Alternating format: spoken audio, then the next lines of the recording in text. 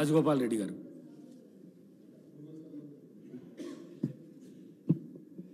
తెలంగాణ రాష్ట్ర శాసనసభకు జరిగిన మూడవసారి జరిగిన ఎన్నికల్లో మీరు స్పీకర్గా ఎన్నిక కావడము చాలా సంతోషకరమైన విషయం అధ్యక్ష.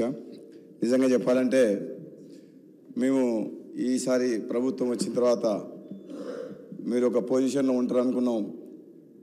చాలా కష్టపడి పైకి వచ్చిన మీరు అంతకంటే ఇంకా పెద్ద స్థానంలో గౌరవప్రదమైన స్థానం వచ్చేసరికి ఇంకా చాలా ఆనందం కలిగింది. సంతోషకరమైన వార్త. మేమందరం అనుకునేది మా మధ్యన ఉండి స్నేహితుల్లాగా చాలా దగ్గరగా ఉన్న మీరు స్పీకర్ అధ్యక్ష స్థానంలో కూర్చుంటే చాలా సంతోషంగా అనిపిస్తుంది అధ్యక్ష. ప్రతిపక్ష సభ్యులు అందరూ కూడా మాట్లాడినప్పుడు వాళ్ళకి సమయం ఇవ్వాలని కోరుతున్నప్పుడు గత శాసనసభలో నేను కూడా 3.5 సంవత్సరాలు పనిచేసిన అధ్యక్ష. అప్పుడు సభ్యుల సంఖ్య ప్రమాణంగా తీసుకొని నిమిషానికి లెక్క పెట్టుకుంటూ మాటకు అడుగడుగున మాకు అడ్డంకులు ఉండేది అధ్యక్ష. కానీ అలా చేయమని నేను ఇప్పుడు చెప్పట్లేదు అధ్యక్ష.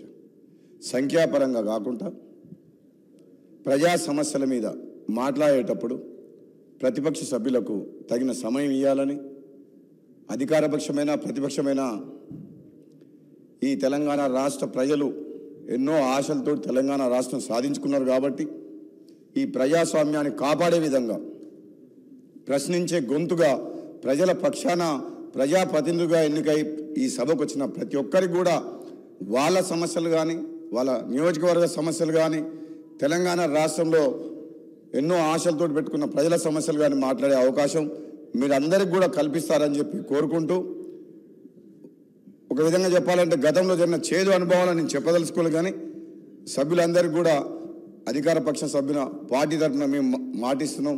మీరు ఏది మాట్లాడినా ఎప్పుడు మాట్లాడినా మన స్పీకర్ గారి ఆధ్వర్యంలో ఈ సభ సజావుగా సాగేందుకు మా అందరి సహకారం కూడా ఉంటుందని తెలియజేస్తూ మీకు మరొకసారి శుభాకాంక్ష తెలియజేస్తూ దిగ్విజయంగా 5 ఏళ్ల పాటు ఈ పదవిలో ఈ రాష్ట్ర సమస్యల మీద అందరికీ మాట్లాడే అవకాశం ఇస్తారని చెప్పి తెలియజేస్తూ సెలవు తీసుకున్న అధ్యక్ష. Thank you.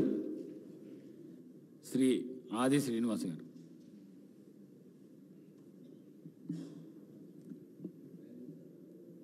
ముందుగా శాసనసభలో